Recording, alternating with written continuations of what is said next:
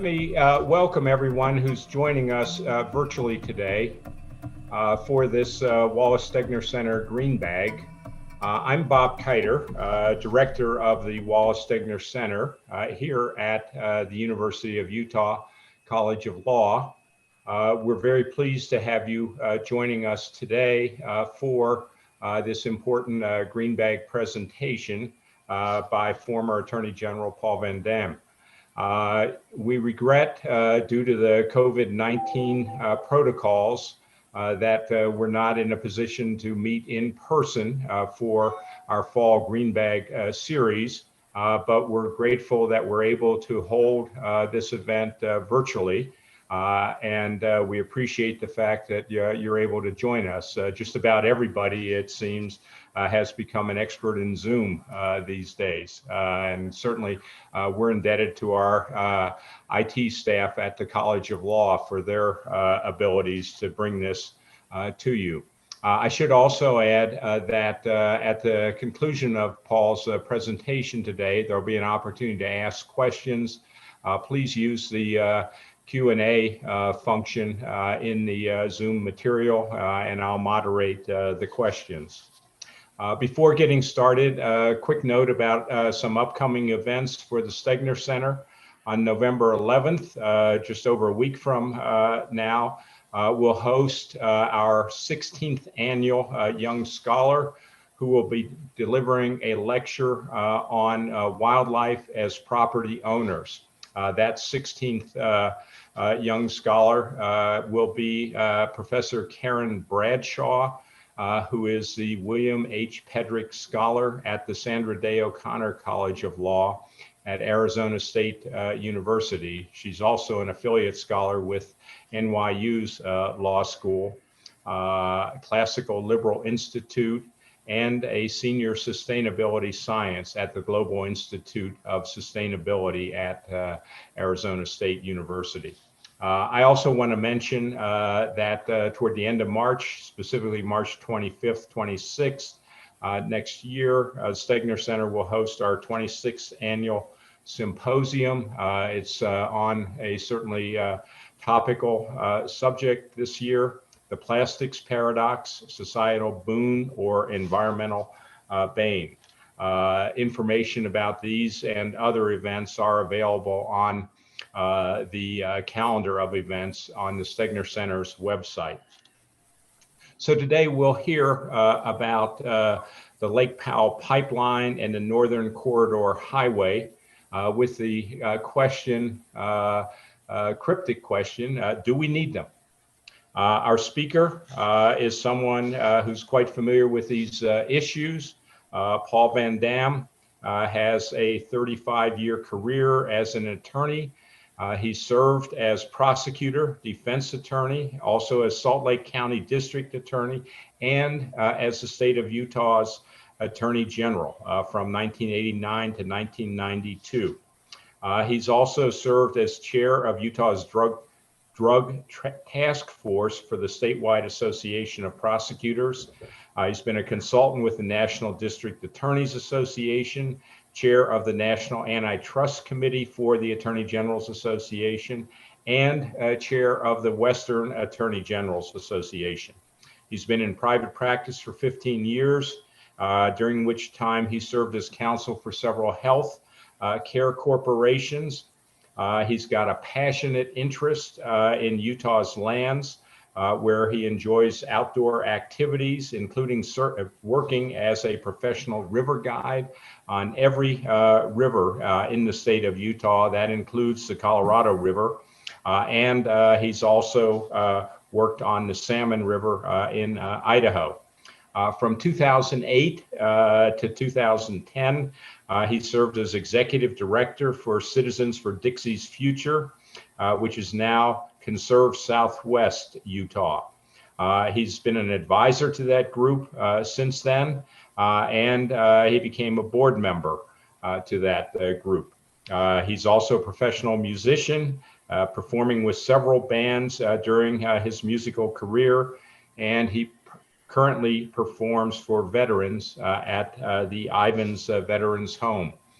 He's quite familiar with the southwestern Utah issues, and we're pleased to welcome Paul Van Dam to speak on Lake Powell's pipeline and the Northern Corridor Highway. Do we need them? Paul, I'll turn it over to you. Thank you for joining us today. Thank you very much, Professor Kiter, for the introduction. I learned a few things about myself I've kind of forgotten. And thank you to the Stegner Center for sponsoring this, because for those of us who live in this end of the state, these two subjects are very, very important indeed. And I don't think they get a lot of attention.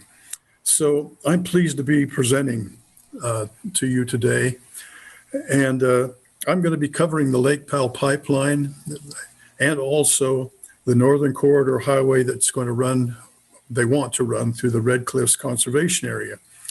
And as noted by the professor, we're going to have a question and answer period afterwards, because I rather suspect that you're going to have a fair number of questions, and we hope that we can answer them sufficiently. First, let's cover the Lake Powell Pipeline.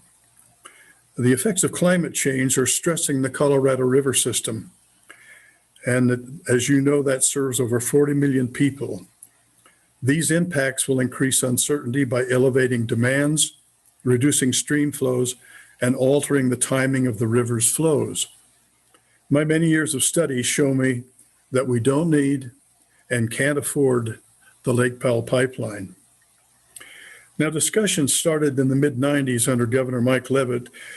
When the project became official was 2006 with the passage of the Lake Powell Pipeline Development Act by the Utah legislature. The proponents have been wrangling to get it licensed for 14 years. The organization on whose board I serve, Conserve Southwest Utah, has been fighting against it since 2006. Through all these years, it's become apparent, very apparent to me, that it's unnecessary, it's costly, and it's risky.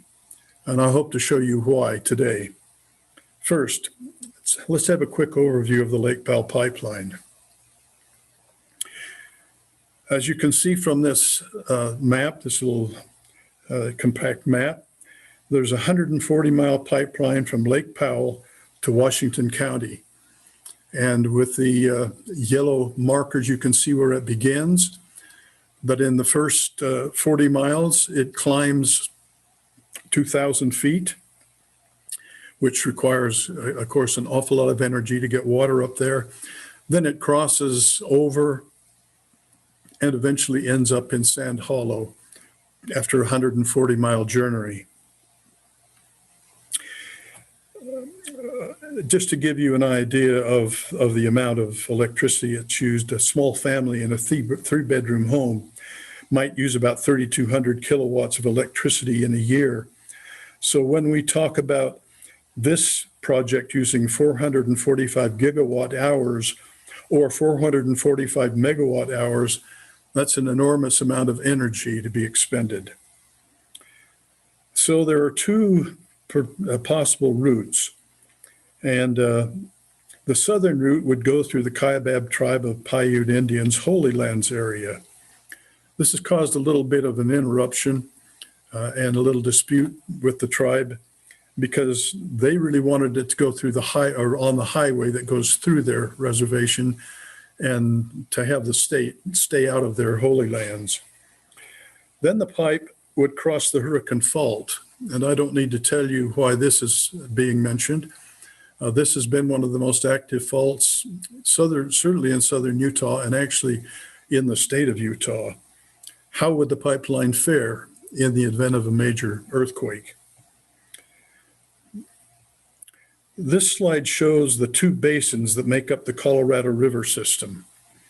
And it's a little bit hard to see, but you see in the arrow, from the arrow, that's the upper basin. And then, of course, down below that is the lower basin. There are 7 states involved in this. And beginning in 1922, they got together to divvy up the water and make a lot of decisions.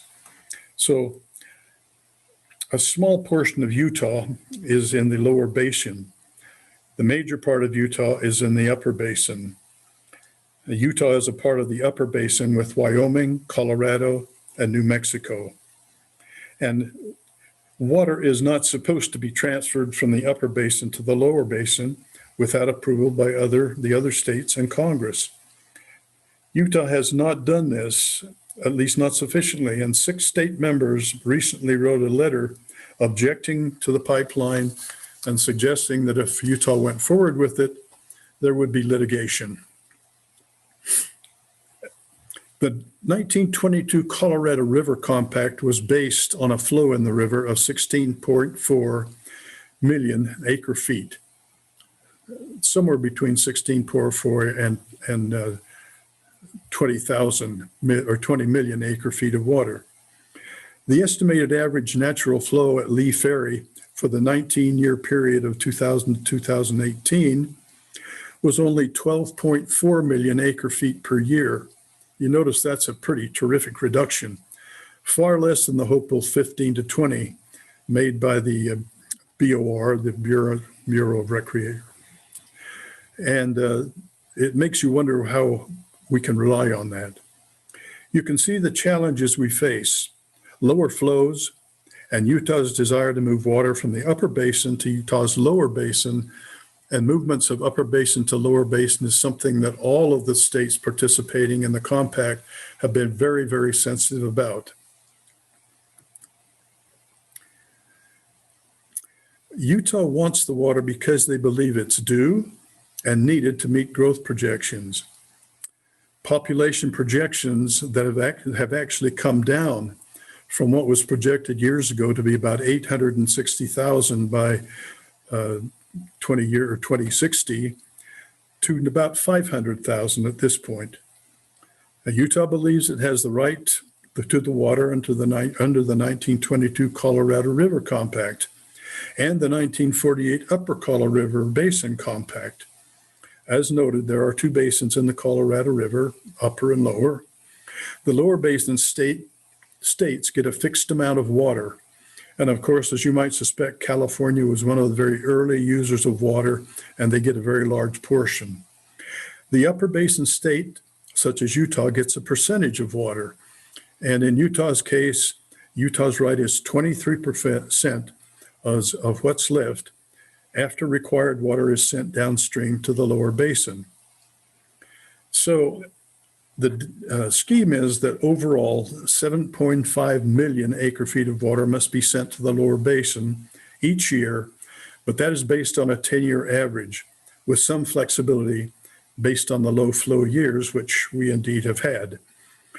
As flows in the Colorado River diminish, as predicted, leaving the upper basin with less water, the water that makes up the Utah's 23% will also decrease.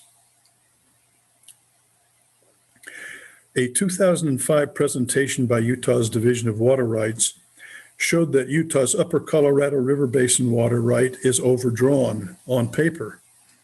And that's not unusual in the water business. If all the individual rights that make up Colorado River's water rights were exercised, there would be a very, very big problem and insufficient water to fill those. This overdrawn situation is based on a Colorado River flow at Lee Ferry of about 15 million acre feet, and flows are going down.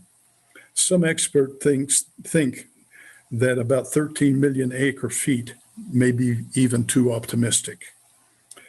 This 2005 presentation was 1 year before the Lake Powell Pipeline Development Act was passed by the Utah legislature. One of the over-allocated rights referenced in the Division of Water Rights presentation is the Lake Powell Pipeline water right. That water right includes the Lake Powell Pipeline water block for 86,249 acre feet of water, and the Green River water block for 72,641 acre feet of water. Now, those 2 numbers are what Utah believes in addition to other water that goes at this current time to the Central Utah project that is entitled to. Will the Lake Powell Pipeline water right come up high and dry given this over-allocation situation? This is a very risky proposition for a project that would cost $2 billion or more. We should reject the Lake Powell pipeline for many reasons.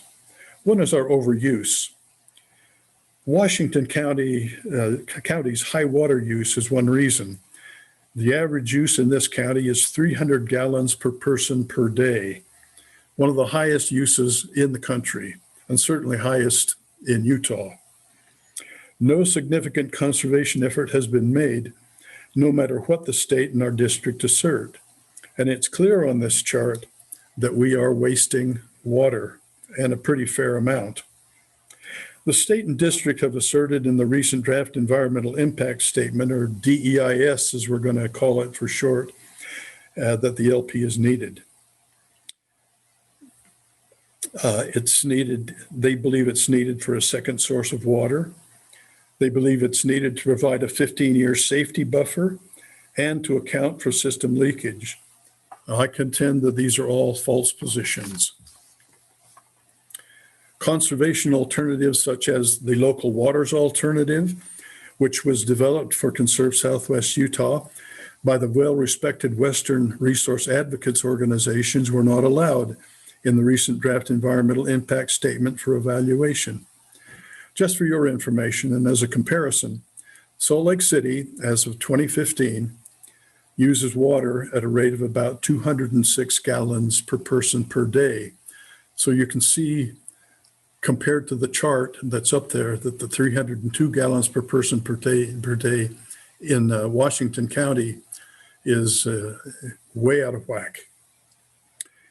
But we don't need a second source of water. We don't even manage what we have. This chart makes it clear that St. George charges too little for water. Please look at the bottom of the chart and see St. George charging $1.83 per gallon for water, and compare that with other cities like Los Angeles, Las Vegas, and Seattle. Other areas are way ahead of us when it comes to pricing, as shown on this chart. They actually value their water enough to charge something for it, and in that way, you also cut down the flow. We need to charge more to encourage conservation. Our cheap water is encouraging waste. At over 300 gallons per person per day, it's pretty amazing. We don't need to encumber all Utahns for Washington County's waste. And as you know, the money to build the pipeline is going to come from the Utah legislature passing a bill to that effect. Other areas are way ahead of it when it comes to pricing, as shown. So what does the Lake Powell Pipeline mean for residents of Washington County when it comes to cost? 22 Utah economists at a variety of universities reviewed the state's information to the Federal Energy Regulatory Commission, and this is what they came up with. A potential debt of over $700 per person per year in Washington County over a 50-year period. Per person debt was based on a 2015 Washington County population of about 150,000. We are around 180,000 now. Although the population has increased, so has the Lake Powell Pipeline cost.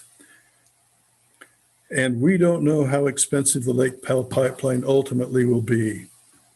This is a moving target, but giving admonitions from a legislative audit in 2019 about the county's payback feasibility, it's pretty risky. Well, that brings us to the current situation. The 2020 Draft Environmental Impact Statement, or the DEIS, public comment period is over. 15 organizations collaborated with Conserve Utah on commenting, totaling nearly 200 pages, and 14,000 public comments were received by the Bureau of Reclamation. 6 Colorado River Basin states, all but Utah, objected to reclamation about the projects. The objection by other states has forced Utah to have reclamation put the process on hold for now.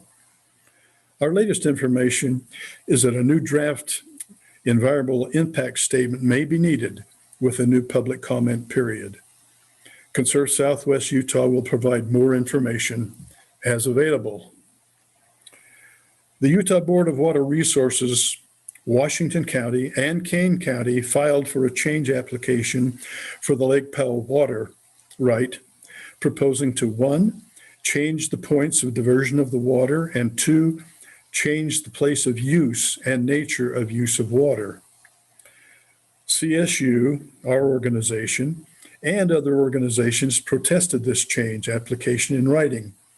And in the October 21 hearing, CSU and others emphasized 1, the issue of transfer of water from the upper basin to Utah's lower basin area needs to be resolved.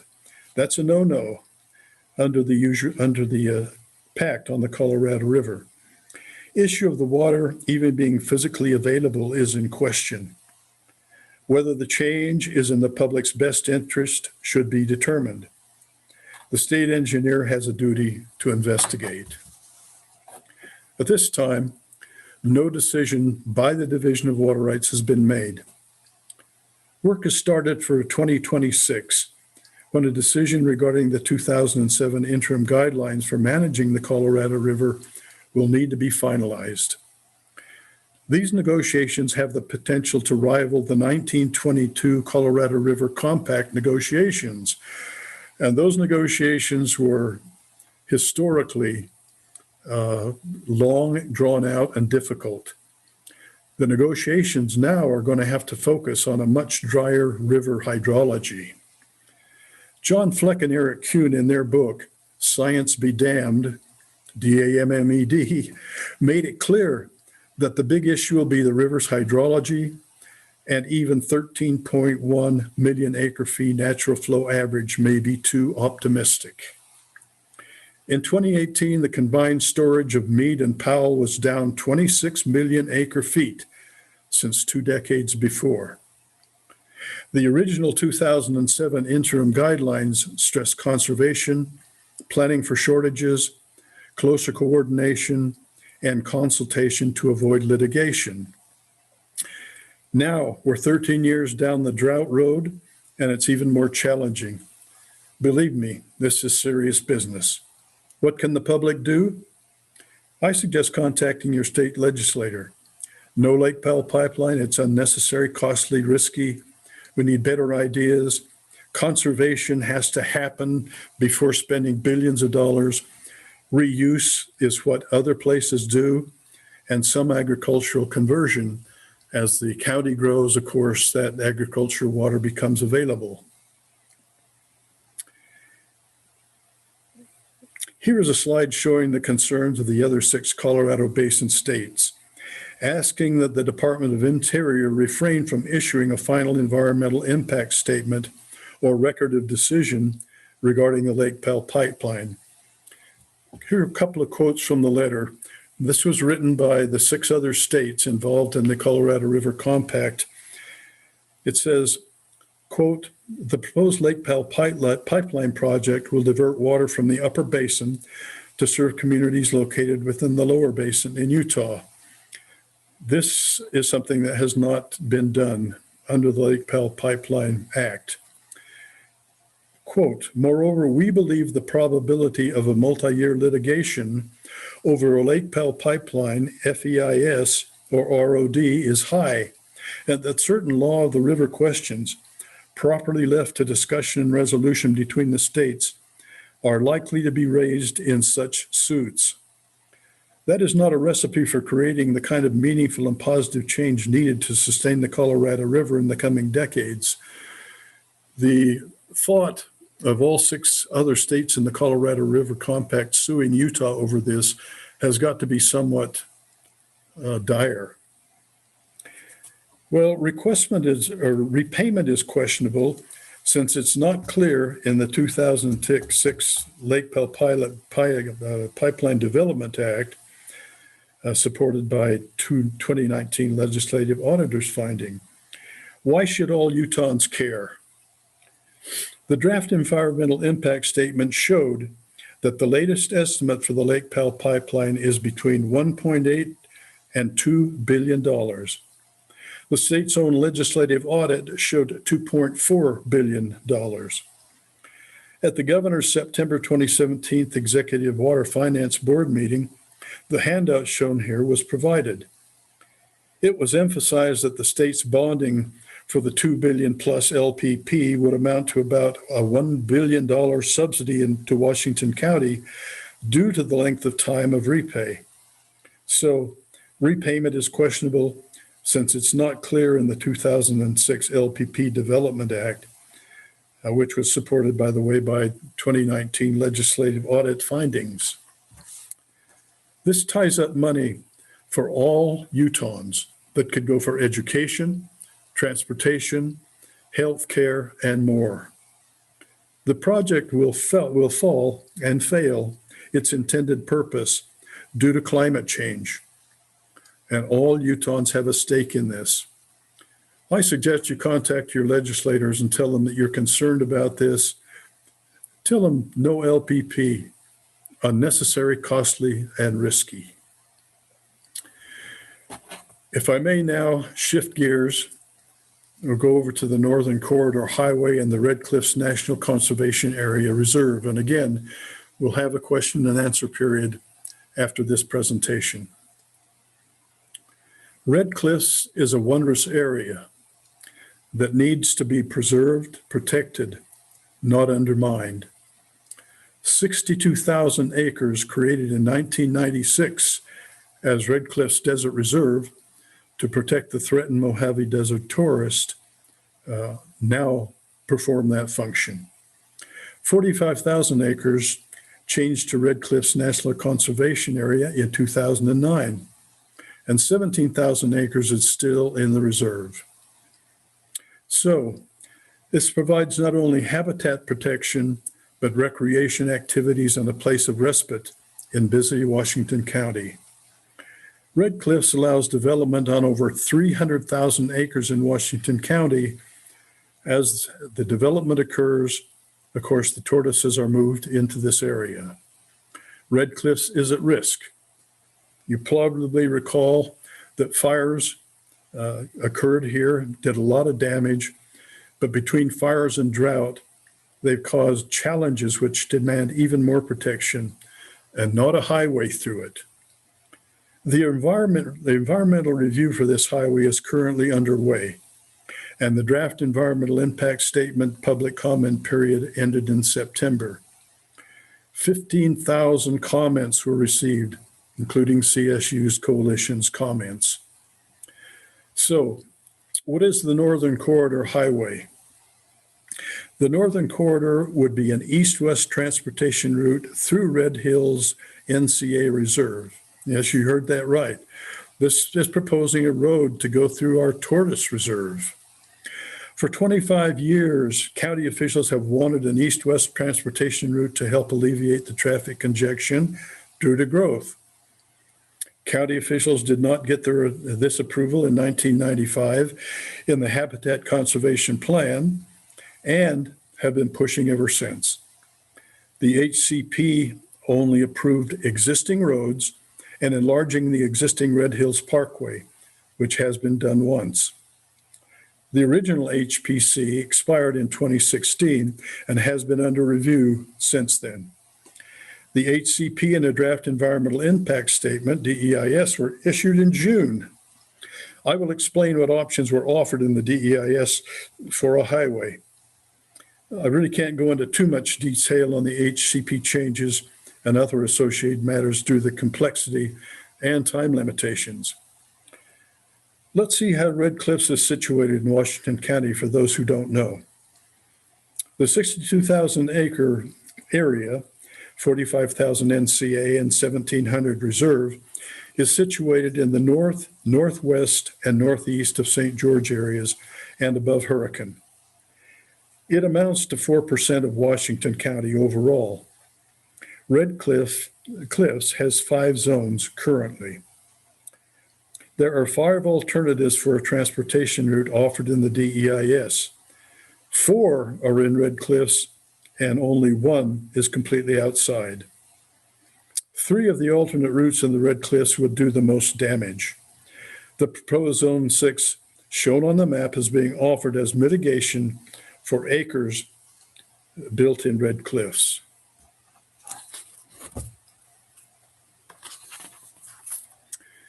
So let's be clear about why we say no to the Northern Corridor Highway alternatives that cut directly through Red Cliffs.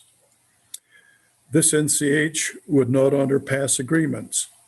The NCH would damage Red Cliffs and set dangerous precedents for other national conservation areas. Damage in Red Cliffs cannot be mitigated by the addition of a new Zone 6.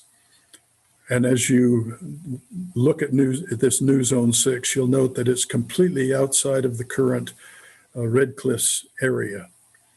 The NCH would undermine the quality of life in Washington County. More effective transportation solutions exist, according to Conserve Southwest Utah. Even the draft environmental impact statement revealed there are real options other than those through Red Cliffs. So, back in 2019, Conserve Southwest Utah came up with the Community Transportation Alternative. It was an effort to help citizens see where an option other than running a highway through Red Cliffs existed. 2 of the CTA options were included in some modified form in the Northern Corridor Draft DEIS.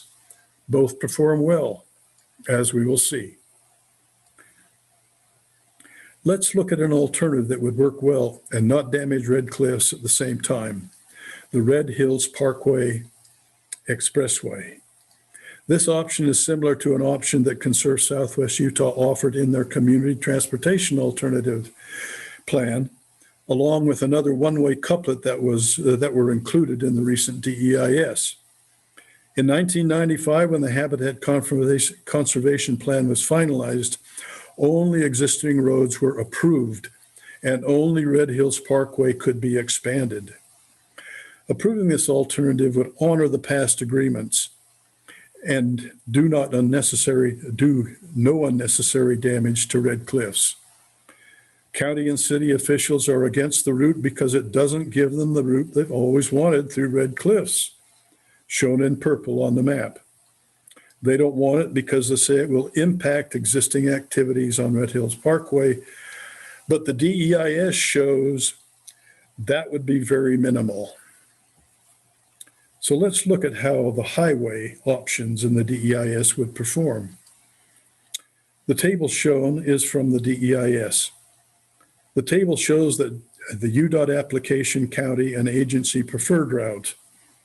The table shows the Red Hills Parkway Expressway, which would include a flyover to I-15. The more green on the table, the better. It's clear that the Red Hills Parkway Expressway alternative explained on the previous slide would move the traffic efficiently compared to other options in Red Cliffs. The route outside Red Cliffs, or St. George Boulevard /100 South one-way couplet, end quote, alternative also moves traffic well. It's clear that options outside Red Cliffs would not only protect Red Cliffs, but would serve the purpose and the need of the DEIS, that is, move traffic. So we have shown how roads inside Red Cliffs are not needed to help traffic. What damage would roads inside Red Cliffs do? The map on the left is the same as shown previously, and the one on the right is that map, but with tortoise densities shown in dark blue. It is clear that the 3 options inside Red Cliffs are routed through one of the densest tortoise population areas. The Red Hills Parkway Expressway option skirts that dense area, helping to preserve tortoise habitat. Damage to desert tortoise habitat is not the only problem caused by the highway through Red Cliffs. There's another issue. Lands purchased in Red Cliffs with Land and Water Conservation Fund money. When Red Cliffs was established in 1996, the remaining private lands were supposed to be exchanged out or purchased. LWCF, which is the Land and Water Conservation Fund, money has been used to purchase many of these properties. That same money comes from federal offshore drilling fees. That money is not made up of taxpayer dollars. LWCF money is used to protect important land, water, and recreation areas for all Americans. And these funds should or are not or should not be a slush fund for highways, nor should they be used to undermine recreation areas such as Red Cliffs. The red hatched areas on the left map and the green areas on the right map show those lands. The left map is from the DEIS. The right map was created by Conserve Southwest Utah and partner organizations. Both maps show highway impact zone information, but they are very different. The DEIS map shows an impact zone of only 0.62 miles, while CSU's shows a zone of nearly 3 miles. This is a serious issue that the state, county, and agencies need to explore and explain. CSU's Public Lands Program Director participated in a roundtable meeting with the Congressional Committee, resulting in a letter sent by the committee to the Department of Interior Secretary David Bernhardt about misuse of land and water conservation fund money. What about the cost for each of the alternatives shown in the DEIS? Well, while we don't know the actual costs, cost estimates have been provided to the cooperating entities, but not made public. However, there are public documents with cost information that helps us see what costs might be. This information is from UDOT concept studies showing that a Red Hills Parkway flyover design would cost about $17 million. The design they evaluated is very different from what's in the DEIS, but that gives us an idea of a starting point for cost. Note that the report itself says the flyover does help overall systems, especially without the northern corridor, meaning the NCH through Red Cliffs. And here's what we know about the cost of the Northern Corridor Highway through the Red Cliffs, since this project has been on the regional transportation plans for at least the past 10 years. The cost is $145 million. Now compare this to $17 million on the previous slide.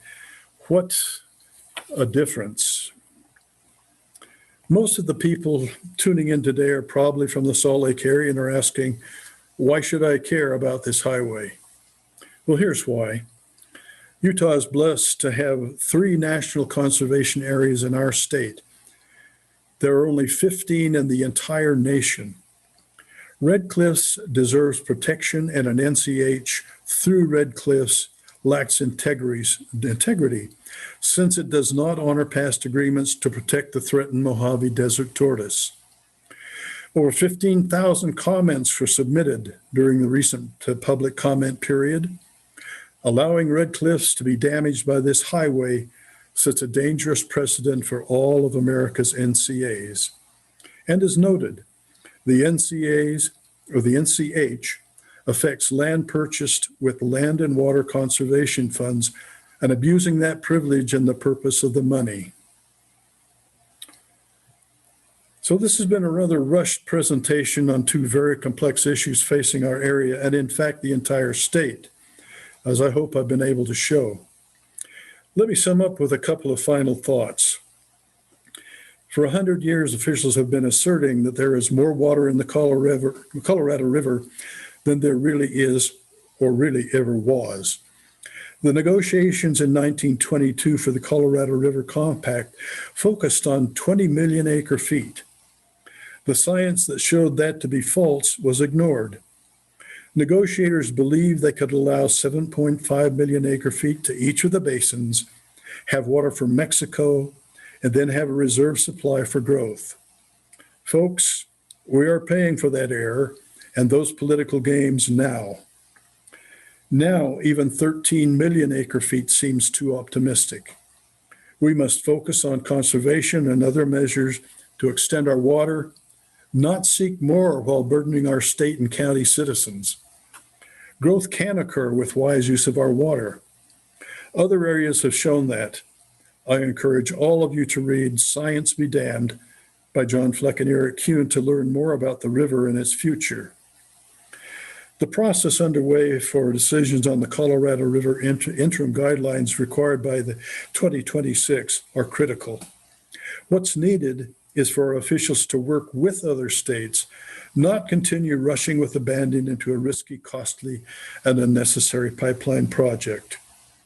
As for the Northern Corridor Highway, we must honor and uphold the agreements made in good faith 25 years ago. There are transportation options, as I've shown, that would do that and still protect our cherished Red Hills National Conservation Area and Reserve. We can do better, and we must expect our officials and agencies to do so.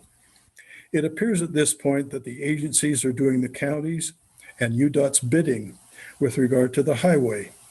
Agencies must stick to the purpose of the National Conservation Area and Reserve, which is to protect and preserve the area and the threatened and endangered species there, not allow politics to overrule that. Well, for those of you who are curious, the photo on this slide is of Tui, which is Native American for hurry up, good name for a turtle. Conserve Southwest Utah's adopted Tortoise and Sarah Thomas, director of CSU's Public Land Program. This photo is from a presentation to a group of U.S. House of Representative members that resulted in their letter to the Department of Interior regarding the misuse of land and water conservation funds for Northern Corridor land. Conserve Southwest Utah is doing everything it can to fight these battles and will continue to do so. Please check in at www.conservesouthwestswu.org for ongoing information and to support the effort. I thank you for tuning in. And again, thanks to the Stegner Center for allowing me to be part of their great Green Bag Luncheon series. Paul, thank you very much for that presentation. Very insightful, very helpful. We have several questions, and let me just run through them. I think one or two may overlap, but to begin with, you're asked, does Washington and Kane County water use figures account for agricultural use, or is this just use seen in the cities there? Two comments, Professor. Kane County has withdrawn, and so they're really not of consideration in this. The second thing is it doesn't include, waters other than that being used by the cities. Okay. So the agricultural uses are not included in the figures that you shared with us. No, and as we well know in Salt Lake County, those of us that have been around there for a long, long time, that water ultimately is converted to use by the cities and is a very large factor in available water as development overtakes the farming and other activities. Right. That's certainly been a pattern throughout the state and the West. A second question that we have, how much of the initiative, that is the pipeline initiative, is being driven by Utah seeking to perfect its water rights under the compact? I guess it's really questionable about that, because under the compact, Utah gets 23% of the flow of the Colorado River. I know that there is some dispute about whether or not the Central Utah Project uses all of that water or not, but the fact of the matter is that they have to begin coordinating in a meaningful way with the Colorado River partnerships to solve this problem, and they have not done that. Okay, that's helpful on clarifying that. The next question jumps to the Northern Corridor route that you talked about. Does is the local desire for the UDOT route so that they can follow the road with new urban development. I guess the bottom line is what's underlying the desire to build the road in that location as opposed to the alternative that you've suggested. Well, of course, the county looked at that as a possible route a long, long time ago before it ever became a reserve. And that concept seemed to have simply stuck in the minds of the elected officials down here that they wanted to go that way. We suggested a much cheaper and every bit as effective route that bypasses that. And what we've run into is kind of that institutional commitment, to prior thinking. And we believe it can easily be changed. I mean, they're going to stick with what they want to do, but the fact of the matter is to make a deal to move the tortoises out of our whole valley so we can develop it and put it into a particular area and then run a road through that area is really offensive to those of us that care about keeping our word and care about the tortoises. Tortoises are very sensitive to light, to sound, to vibrations. And this highway, which is going to end up being, first of all, they're going to put 2 lanes in, and then they're going to come back a later time and put 2 more lanes in each way.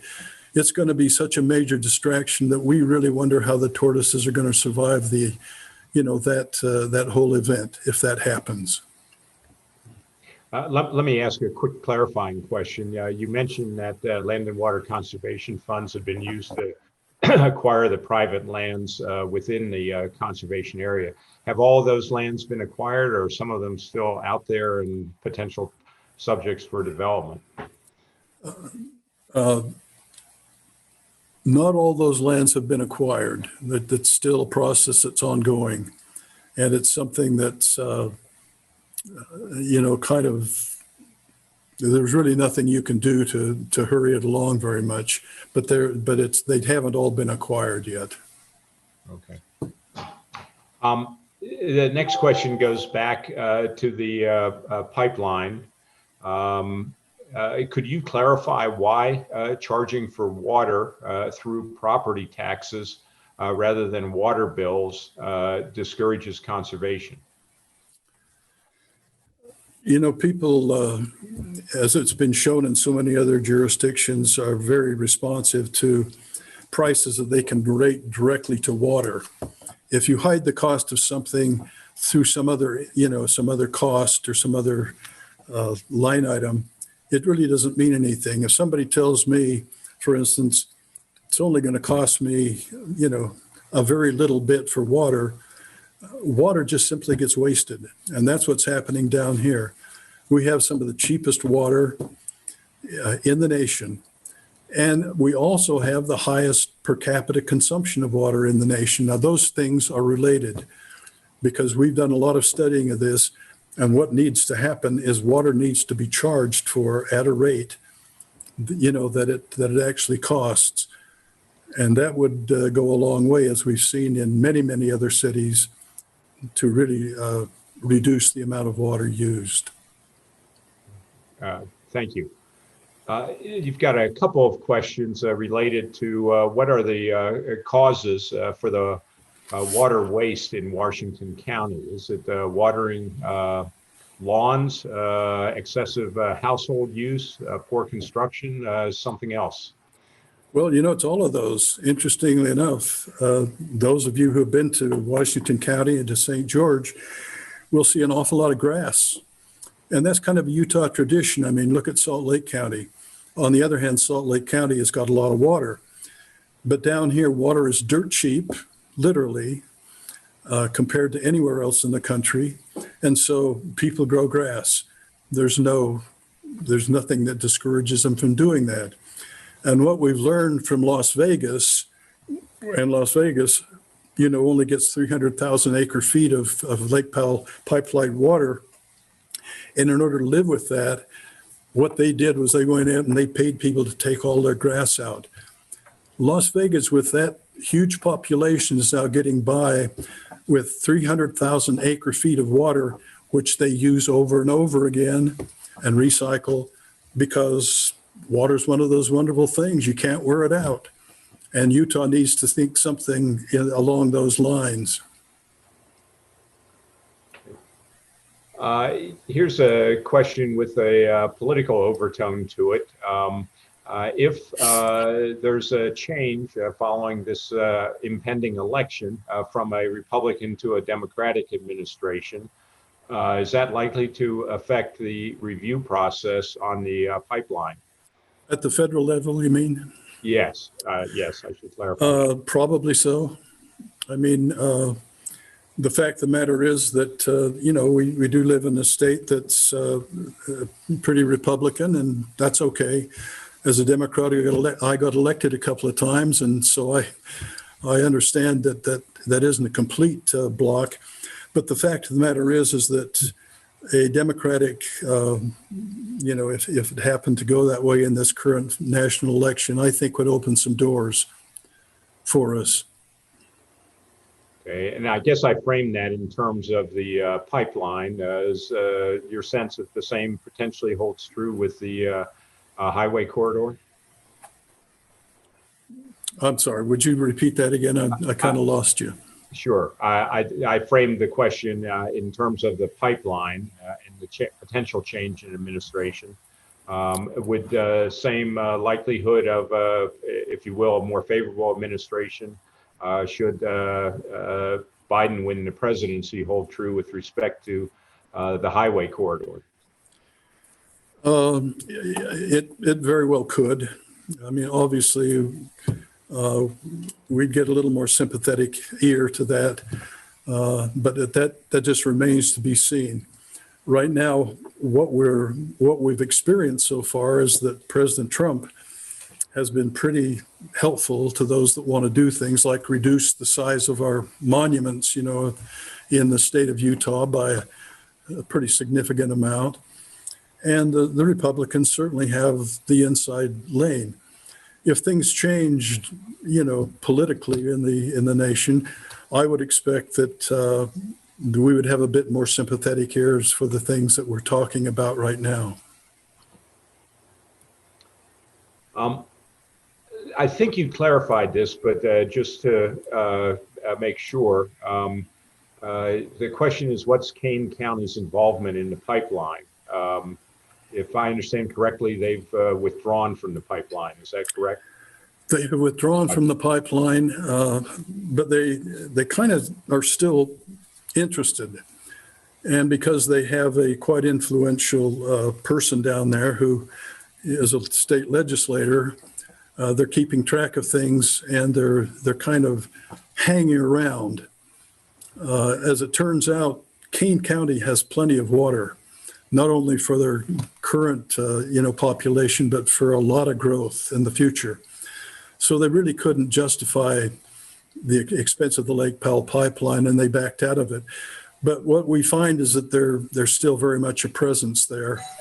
And Mike Noel still is very much involved in talking with others about, at some point, participating in it. That's where we stand. Oh, that's helpful. Thank you for clarifying that. A question regarding Ron Thompson, who's been involved with Washington County water management. And the question is, what does he say are the relevant cost and water availability numbers?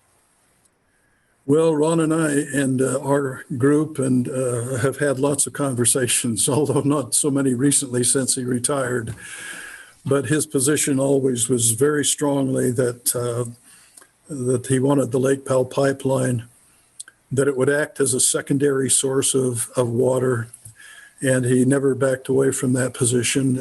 We simply disagree with him, and we believe that the facts and figures and the cost really mitigate against his position in a very big way.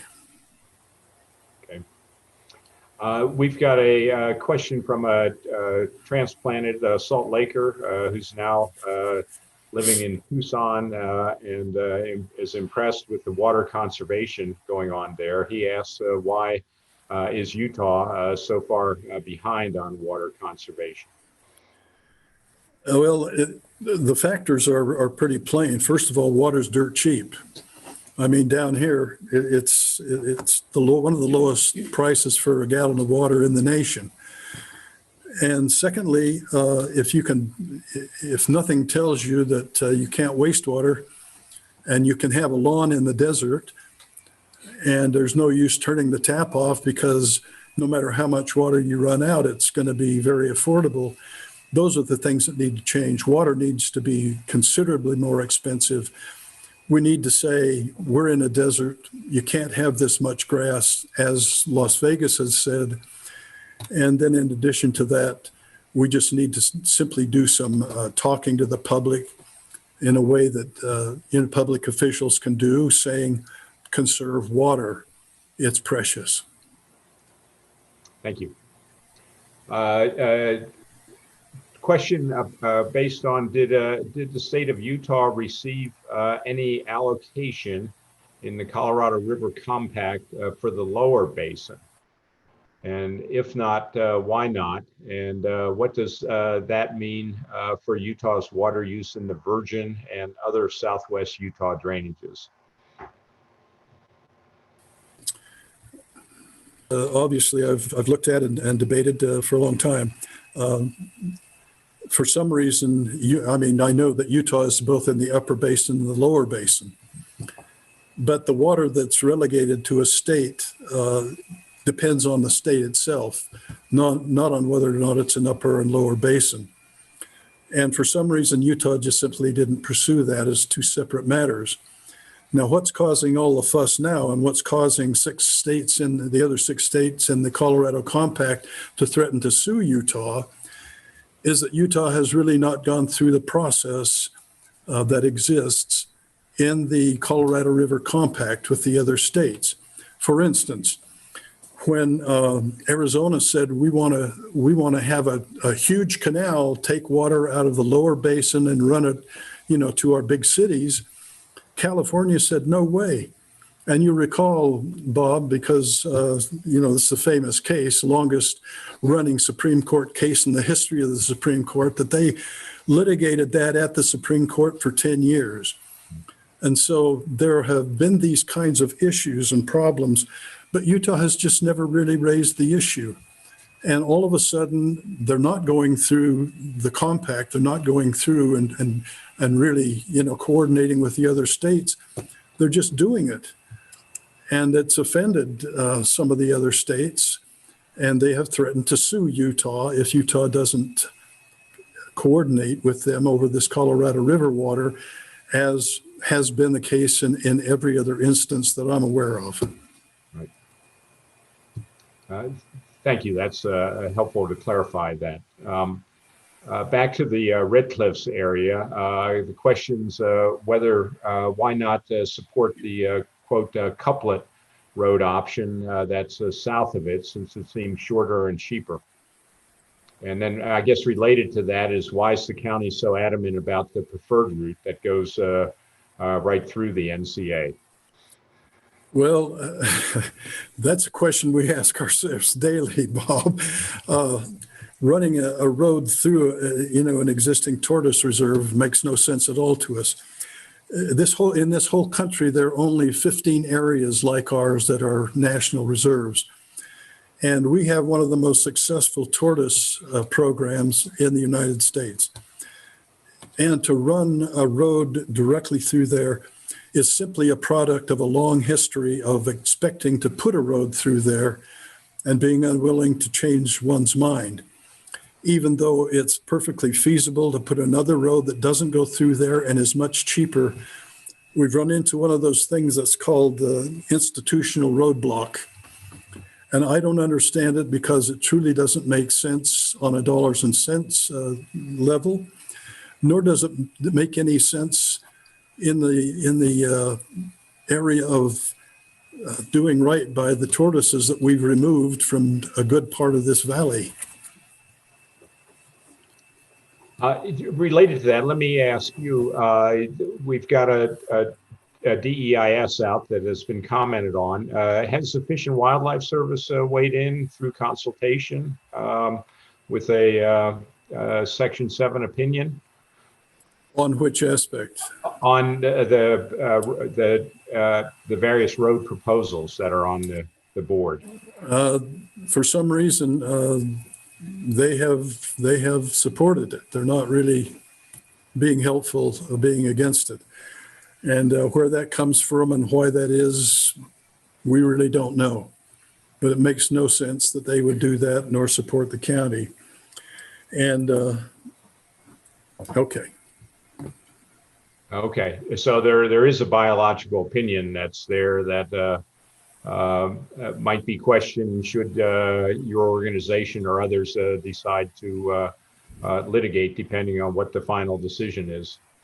That's right, because it makes no sense to us, and I think it could be very, very successfully challenged given the circumstances.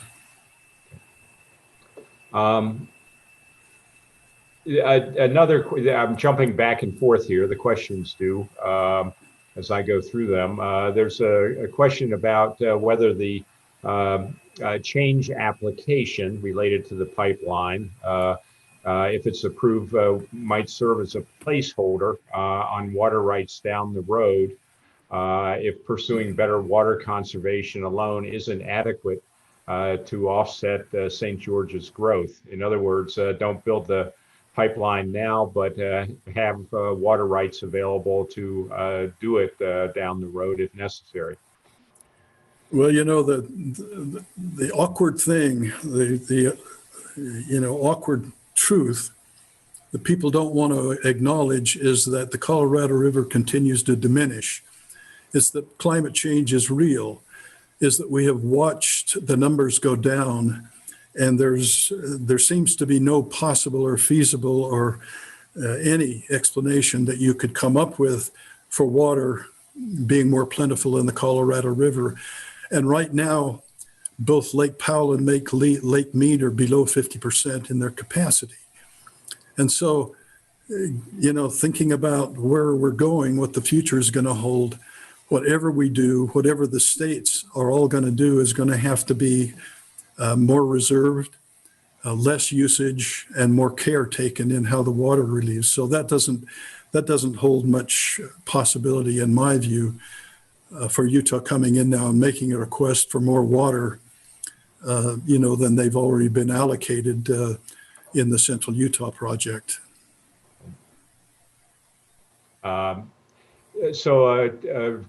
Related questions go to, in terms of challenging the pipeline or the highway corridor. The question is, what's the best venue for challenging them? The Utah legislature, the courts, somewhere else, the administrative process that's underway for both of those proposals. Your thoughts on that?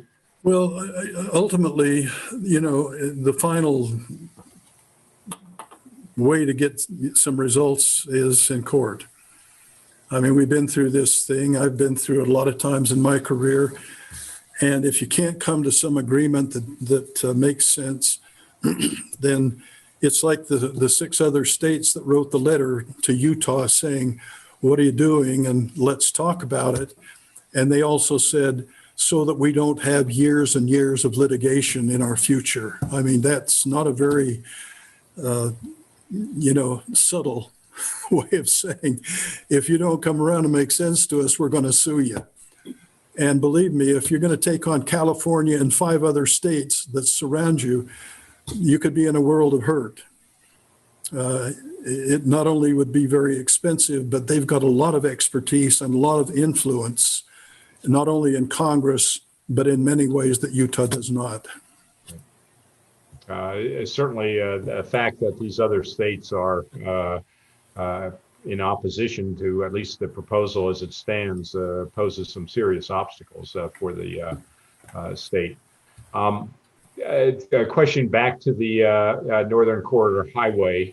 Is the BLM evaluating the possibility of increased wildfire risk that poses for the residential areas that would be nearby? Well, it doesn't. This area does not pose much of a danger to residential areas because it's what's behind me is actually the Red Cliffs areas, and there's always a possibility of that because you have fire possibilities that run up to some of the smaller towns to the north of us. And that certainly could be a factor. So you can't discount it. So related to that, another question here from someone who admits not knowing the specifics, but wondering whether the couplet option for the highway is not preferred by the local businesses along 100 North in St. George. I don't think the businesses aren't going to be impacted that much. What we're preferring as a group here is, if you know anything about St. George, the highway comes down, and about the time you get to the outer edge of the city, it kind of turns to the south and then goes on. Well, we're suggesting that you have a flyover come off right at that point and then hook back in to the Red Hills Parkway. And so you don't have to build most of that road. You just have to build a flyover with a connecting road to the Red Hills Parkway. And that's why it costs so much less than putting a whole highway, through that's 4 or 5 miles long. This is only a short mile long piece. Okay. Question regarding the pipeline. You mentioned that a second source of water was not needed. And then the question goes to, does the need for was needed, I think, was the need for a second source, does it have more to do with whether or not the Virgin River is a reliable source of water for St. George and the projected growth, et cetera? Well, I mean, that's always why somebody wants a second source of water if it's feasible. But you can take a look at many cities throughout this world that don't have second sources of water. And what is happening in some of these places where it's kind of a dire situation is they're doing the reuse thing, where you simply run your water through the system, take care of the people, then you have your own facility to clean that water, pump it back into the system and reuse it.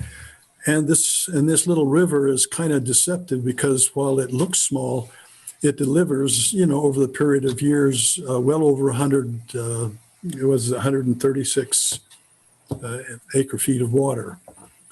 And so the fact of the matter is we wouldn't be doing anything novel or unusual. And as it turns out, it is not only more reliable because you know your source of water, but it's also available and cheaper by quite a margin. A question regarding both projects, which goes to, given the impacts and seeming negative consequences of both the pipeline and the highway, and with considerable opposition that you've noted in your presentation, why are the legislators continuing to support the projects? Well, all I can say is I've worked with the Utah legislature for a long, long time. I'm beginning to get a little bit ancient, but I'd say I've got 40, 50 years worth of working with the Utah legislature. And it's a peculiar institution, but once they get stuck on something, it's very sometimes hard to dislodge them. And the fact of the matter is that people from down here are very influential in the legislature, Mike Noel being one of them and many others. And they can tell their story in a way that makes all kinds of sense to the legislature, but they're not telling the full story. And so it's difficult for us, even though we've gone to the legislature, we've given our testimony, we've gone to all kinds of meetings, where we've said, here's what's going on. But the fact of the matter is, there's a good old boy and a good old girl system that works. And sometimes it doesn't respond to logic of any kind. Well, yeah, you've certainly suggested by the title of the book that you recommended that science doesn't always carry the day. Two more questions. I'm trying to be sensitive to time. We'll quit with that. What's the basic argument that the state of Utah would make if litigation is threatened by the other parties over the Colorado River Compact? Well, all that Utah could really argue is that they may not be using all the 23% of the Colorado River in the Central Utah project because they have canceled the final part of that project. And they could say that they have some excess water, 23% in the upper basin that could be used. And of course, that would flow down the Green River and eventually end up, in Lake Powell. I don't know if that would carry the day or not, because it still remains to be seen what the facts of that would be, how good those water rights are. And then you'd have to also look at the fact that just because you can dig up a water right with an older date or an old date, from somewhere up the river, does that mean you can take it out, or is the Colorado River Compact as it now stands binding, and more so than some other piece of evidence that you might have? It'd be an interesting litigation, but I have no doubt it would be long and arduous and expensive. Right. Because if Utah could do something like that, why couldn't any other state just say, hey, we've got this other old water right and we want more water? Right. And the final question it relates, I think, to that. It reads, the lower basin is entitled to 75 million acre feet of water every 10 years. They've gotten 100 plus million acre feet during the last 10 years. Why shouldn't Utah's water be used to benefit the state instead of sending it to the lower basin? Well, the lower basin, includes not only that particular amount, 7.5 million acre feet is what we sent to the lower basin for the states. But in addition to that, you've got 1.5 million acre feet that has to go to Mexico. And by the time you add all of those things up, there's usually a shortage somewhere or other. And California hasn't been very friendly about any shortages. And of course, when you've got Arizona, they're pretty influential. And the same thing with, frankly, with Nevada. They sometimes, they're very, very particular about how much water is in Lake Powell, because their livelihoods, their existence depends upon that. And right now, California is using actually less than their allotted amount. They're using less than 4 million acre feet. They're entitled to 4.4. Okay, thank you. We had a request to make your PowerPoint available. I believe that our practice is that we'll have your entire presentation available on the Stegner Center website. That is consistent with your understanding, isn't it, Paul? That's fine with me. Of course, that isn't the Stegner Center is its own entity, and sure. You guys can deal with that.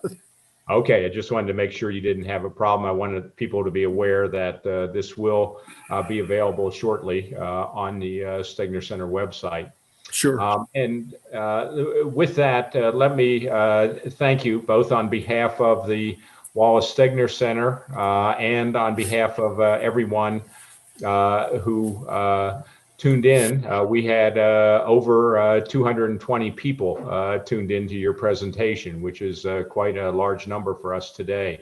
And let me thank everyone for tuning in. Let me also remind you that In just over a week, on November 11th, the Stegner Center will be hosting our 16th annual Young Scholar Lecture. Karen Bradshaw from Arizona State University will be speaking on wildlife as a property owner, trying to incorporate some economic incentives into wildlife management practices. Again, thank everyone. Be well, be careful in these strange times. And Paul, one more time, we greatly appreciate your time and presentation. I will applaud you, and I'm sure others are too. Thank you very much, both you and the Stegner Center. It's a privilege. Great. Thank you for that compliment. We'll see everybody in just over a week.